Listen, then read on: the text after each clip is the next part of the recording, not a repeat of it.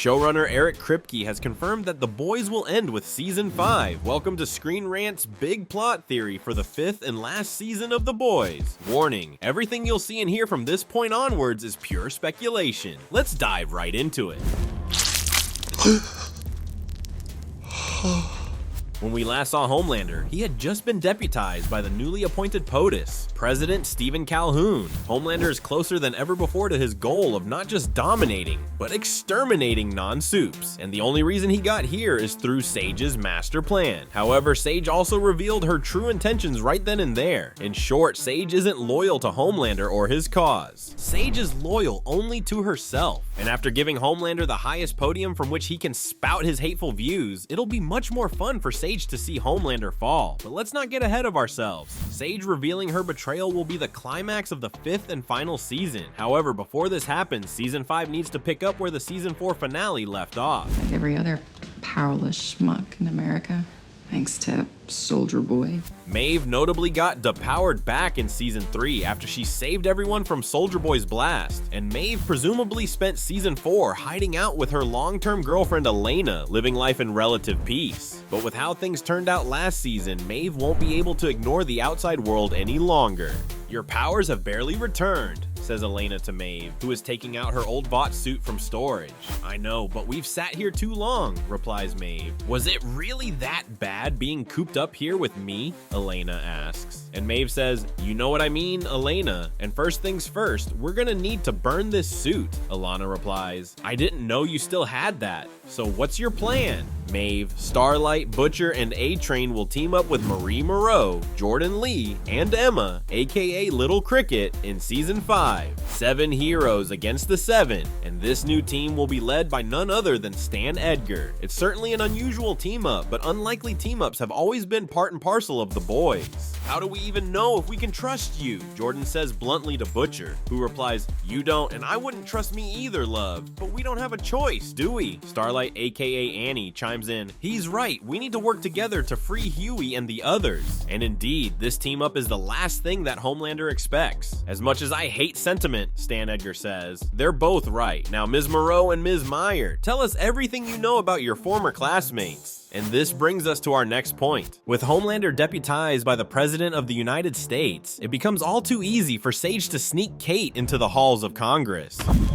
Do it. You know you want to. With but a touch and a whisper, Cate swings congressional votes to support Homelander's martial law. Noticing Cate getting weaker every time she uses her abilities, Sage tells her protege, take a rest. You've done a lot of good work today. Behind bloodshot eyes, Cate replies, I'm fine. I just need to take more pills. And Sage hands Cate modified versions of the pills she used to receive from Dean Shetty. Rather than limiting her power, Sage's pills enhance Cate's abilities, allowing her to extend their usage. Indeed, Sage knows exactly how to manipulate Cate by treating her with genuine compassion and respect as a fellow Supe. So how could the boys possibly stand against Sage and her greatest weapon?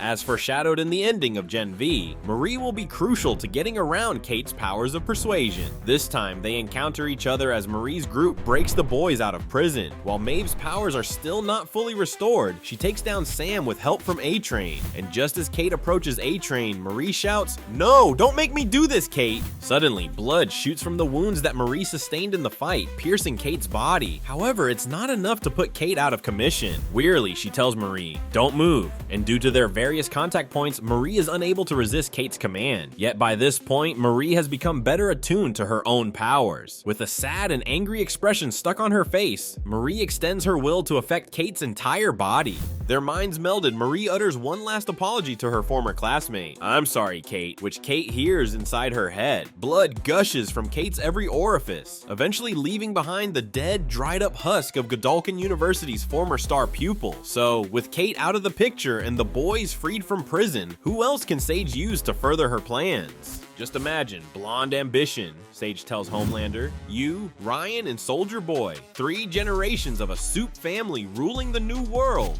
So while Homelander will hesitate to free Soldier Boy at first, he eventually orders Calhoun to do it. However, Homelander and Soldier Boy can scarcely see eye to eye. Is this really you? The situation's changed. I thought we should have a conversation. On one hand, Soldier Boy should be proud of his son who's come so close to Supes' supremacy. On the other hand, the grossly misinformed Soldier Boy sees Homelander's martial law as some form of hyper-communism. Eventually, Sage uses all this to her advantage, pitting father and son against each other and even seducing Soldier Boy for good measure. Before you woke up, Sage tells Soldier Boy, I had to screw the deep. Soldier Boy laughs at Sage's plight. This generation's hopeless. The Seven wouldn't last 1 minute against Payback, I can tell you that much. Sage smiles. That's what I'm counting on, boo. However, an increasingly paranoid Homelander listens in on this conversation, and when he finally confronts Sage, she simply admits to manipulating him for fun. Like a classic villain, Sage launches into a suicidal monologue about how she orchestrated the rise and fall of the great Homelander. And now we get to Sage's master plan. From installing President Calhoun and freeing Soldier Boy, to coaxing Homelander to kill her, Sage manipulates Vought's poster boy into falling as hard as possible. Even as Sage reveals all this to Homelander, it still works as a catalyst for pushing him to the breaking point, as Homelander tears Sage limb from limb. Homelander then flies to the White House. Convinced that he has to do something outside Sage's plan, Homelander gathers his loyalists to mount a violent, spontaneous coup d'etat. A frightening scene unfolds as a blood-soaked Homelander, with his most loyal lieutenants, descends upon the White House. Eventually, the boys arrive at the scene, but they're too late. Homelander sits in the Oval Office with his feet on the desk, atop which is the head of the late President Stephen Calhoun. However, this was the opportunity that Butcher had been waiting for. Juiced up on Temp V, Butcher unleashes his eldritch tentacles on the would-be symbol of America. Casualties litter the White House lawn as Homelander's loyalists duke it out with the boys. Finally, Homelander gets the upper hand and is about to strike the killing blow against Butcher, but fate has other ideas.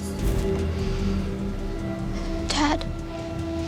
Ryan watches the chaos from afar, but he eventually interferes when he sees Butcher about to die. As Homelander raises his hand, Ryan grabs it, and in a flash of bright light, Ryan unleashes his laser vision, inadvertently vaporizing Butcher and leaving Homelander severely wounded on the ground. His eyes glowing with rage, Ryan descends on what's left of his father's body. As he coughs up blood, Homelander utters his last words, "I'm proud of you, son." But before he can continue, Ryan stomps on him to finish the job, with every blow reverberating across the block like a small earthquake. Nearby Soldier Boy finally decides that it's time to intervene. The most idiotic of them all. What do you say, gunpowder? Give him the 4th of July. Soldier Boy injects himself with 2 vials of Temp V and then starts running towards Ryan. Upon realizing he's about to be attacked, Ryan's rhythmic stomping finally stops and he flies straight towards Soldier Boy. Ryan's laser vision nearly melts Soldier Boy's shield and face, but the war veteran presses on, and once he's close enough to Ryan, Soldier Boy lets out a war cry, and the biggest explosion of his life.